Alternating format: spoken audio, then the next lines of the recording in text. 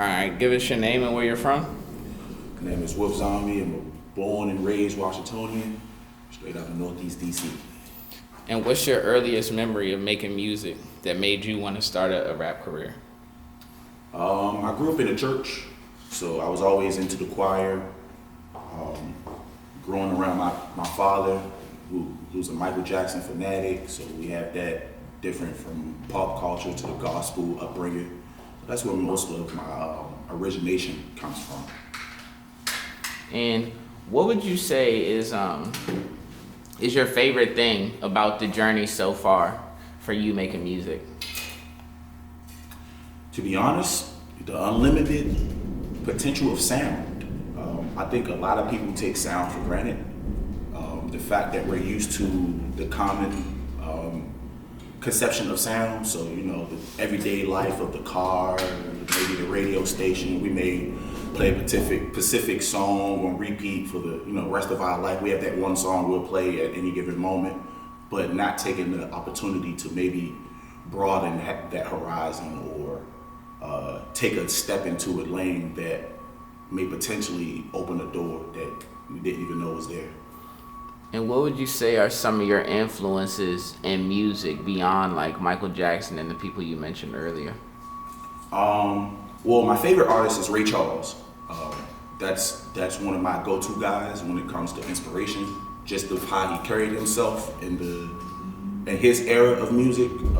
Being as though that was segregation, there was a lot of things going on in that time. Obviously, I'm not in that age bracket to speak on, but just taking the accountability of what he turned, the little bit of access he had to the music, and turned that around to making him a household name.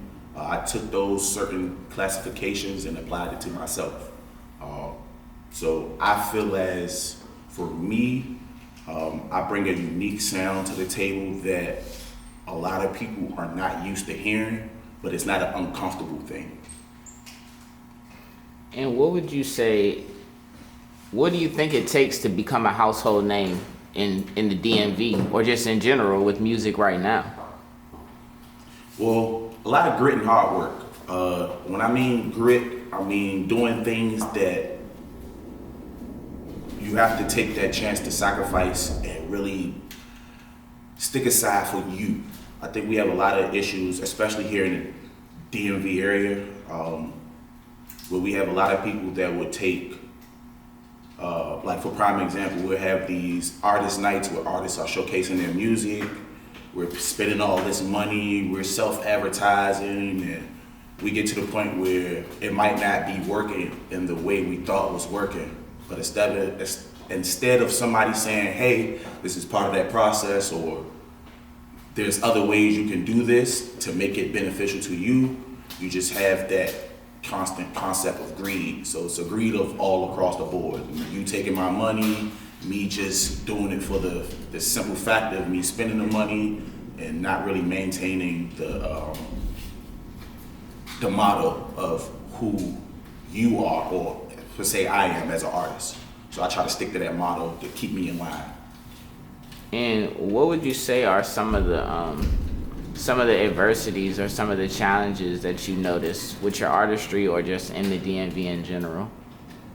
Well, in general, I think we have a repetitive sound that I've been trying my best to break out of. And I say break out of because I've never attached myself to it, but being as though I am a DC artist and we do have this concept of the DMV area, we all get put into I don't have a word for it at the moment, but we all get in that collective grouping of we all sound the same. Or if we do have that one or two that happen to be the make or breakers, it's, oh, you stole your sound from this place or that place. When it's like, well, technically we steal a sound from each other, but if you want to be truthful, but I feel like if you can turn something into your own and run with it, take it. Wale did it with the go-go thing. What's his name? Fat Trail. He did it with the hood thing. It's ways to do it. Even Shot Glizzy, you know what I'm saying? So you found your sound, stick to it. Don't let nobody tell you otherwise. And do you think that for yourself, for artists in general, that in 2026 people should sign to major labels or they should like remain independent? I'm 50-50 to that. And I say I'm 50-50. I have a bachelor's degree in music. I have a bachelor's degree in business. My minor is in music. I went to the University of College Park. Go Terps. It's your choice. I personally, as an artist, would like to get a distribution deal because I understand what the distribution deal is going to do for me as an artist. Now, to any artist, I recommend you do your research, not only on that label, but on whatever your contract setup is for. And then, like most people would do, go seek legal advice as far as that and go seek help from other people. Always get a third-party insight. Never go for it for the number, because a lot of people are doing it for the number. So if you ask me, I want to go to distribution deal, get what I can get as far as promotion and make my money that way. But if you want to sign to an artist, a label or artist, doesn't matter which one you choose, I say do your research. That's the best thing, because if we watch our favorite artists, they're backdooring their CEOs and all that extra other stuff over money that you thought you was going to get or whatever the case may be. So I say, just do your research. Learn how to read the contract for yourself, not just have the lawyer read it and then sign it. And what does your creative process look like when you're making music?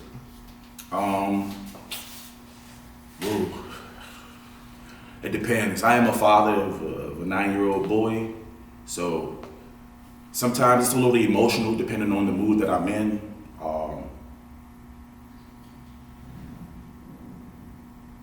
I smoke, so sometimes it could be a high moment. It depends. It really depends on the genre. And I say genre because I don't solidify myself to one specific genre. I can sing, I can rap, but I like to classify myself as an artist because I want you to see the craft of what I do behind my music and not just solidify myself to one topic. For sure. And tell the people what you got out right now, what's coming out next, everything they can expect from you music wise and where they can find you at. Okay. So I'm on all platforms, streaming wise, downloadable, it doesn't matter what it is, Shazam, Tweezer, iHeartRadio, Spotify. If I'm not mistaken, I'm on Spinrilla. I was on Spinrilla before they did what they did. I'm pretty much anywhere. If you type in the name Wolf Zombie, that is spelled capital W, O-L-F, capital Z, O-M-B-I-E, you can find my music anywhere. Right now I have a few projects out. I dropped my latest project called It's a Mood, which is a branch of me getting my emotions in the love world versus the real world. Trying to find myself as a man in this world that we live in. So I created this tape to give a generalization of my world in a sense. So if you go tune in, you'll get to enjoy some great music. I got some new music coming up. I want to do a bunch of videos, so you guys gotta give me time. I like everything to resonate with each other. So I'm not a guy that just wanna drop a song and if it doesn't sound right, just let it go, or drop a video just because. I want everything to try to fall in line and sync. So it's gonna be a lot of fun giving you guys the glimpse of my world. You take this journey with me. I have a newest unreleased song. It's called Come Here. You guys gonna hear that shortly. I wanna, have fun with the thing. It's summertime. We about to go out here, be nice and hot. So why not drop that super hot fire? Okay, and give us your name one more time and a shout out for Redbloxx. My name is Wolf Zombie, and shout out Redbloxx. Okay. Now we about to get into the